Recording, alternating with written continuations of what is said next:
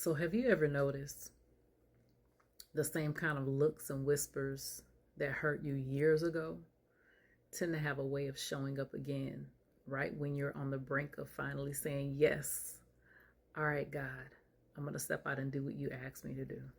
So, growing up, I was talked about a lot. If you're anything like me, you can relate to that. For how I looked, how I dressed, how I spoke. And honestly, at my big age, it hasn't stopped. The only difference between now and then is now I realize I wasn't the problem. They were. But what's even crazier is how you walk in a room and people all of a sudden stop talking, or they're whispering to each other, all of those things. And you like, okay, they didn't say my name. I don't want to be gossipy. I don't want to be wrong. They're probably not talking about me.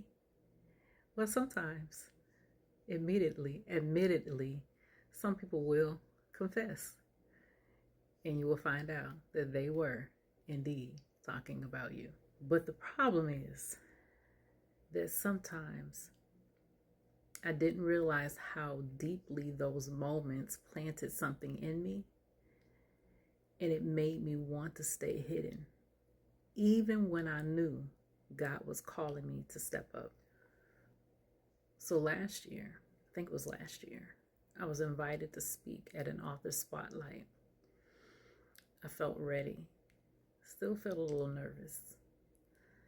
I got up on stage to share for my few minutes, and I noticed out in the audience, right in the front, two ladies giving each other that look. Like, girl, who she thinks she is? Giggling. I'm like, y'all, first of all, you're too old for that. But because I've experienced it before, I was used to it. But I understood that that was a moment that I needed to recognize that it wasn't about them.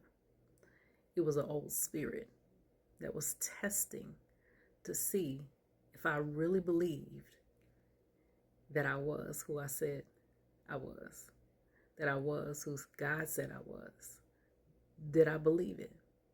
And in that moment, I knew that I did. It was just coming to test the new version of me. Was she here? She was there. Well, what's even crazier is later on, one of them said something to me, and it confirmed what I was seeing and what I was thinking.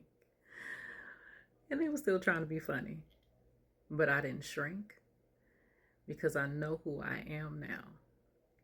I know who called me. I believe it. And I'm okay with it. But I wanted to share all that because I want you to know that different experiences are going to try to distract you. They're going to try to test your resolve. They're going to try to test to see if you believe who God said you are. If you believe what He has called you to do, even when you don't have experience in doing it. Is going to try to test and challenge the very being of who God made you to be. But you need to believe it, not them. You do. So be resolved, first of all, understanding that the expression of who God called you to be, how God designed you to be, is not going to be everybody's cup of tea. It's not supposed to be. You're not going to be liked by everybody.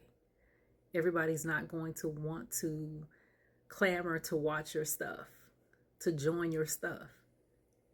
It's not designed to be that way for everybody. You may not have as many supporters and people to join your things. It's okay. It's probably not designed to be that way. Some are called to thousands, and some are called to hundreds. Be okay with who God called you to, who God called you to be, and how God designed you to be. You were never meant to blend in. You were never meant to fit in. You were meant to stand out, exactly designed how God made you. Oh, and understand that you may not have all the things figured out either. Be okay with walking out the process of going from hidden to leading. But Maisha, I ain't never led anybody. I've never done it by myself or been the face of the front. It's okay. Because if you are doing what God told you to do, not what you told you to do, not what you designed to do, but if you are building with God, you are going to be okay. Remember, building with God, not by yourself. I'm going to say it again. Building with God, not by yourself. And that means you have to spend time with God to get the instructions for the build. You have to get instructions from Him. You have to get the blueprint from Him. Matter of fact, a friend of mine made this t-shirt, document your life. It just might be someone else's blueprint. What it really is going to do is give people permission because you decided to show up. Again, remember I said, people are watching. They're watching and being inspired. Every time you show up, it's inspiring somebody else. So I pray for you that not only as you walk this thing out, knowing that you are not alone because God is with you, the Father, Son, Holy Spirit. So you're definitely not by yourself. But in the natural, I pray that you have a few people, a couple of people that you can count on that can walk with you or have you be able to speak about the process as you're going along the way. Those that you trust, that their heart is pure, they can help you.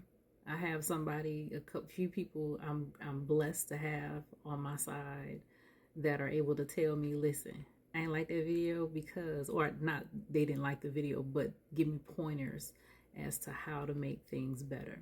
Because even during this process, no matter how much we know, no matter how much we've experienced, no matter how much we got up under our belt, there's always room for improvement. There's always room for mastery. There's always room to do things better, to show up better. So leave space for that too.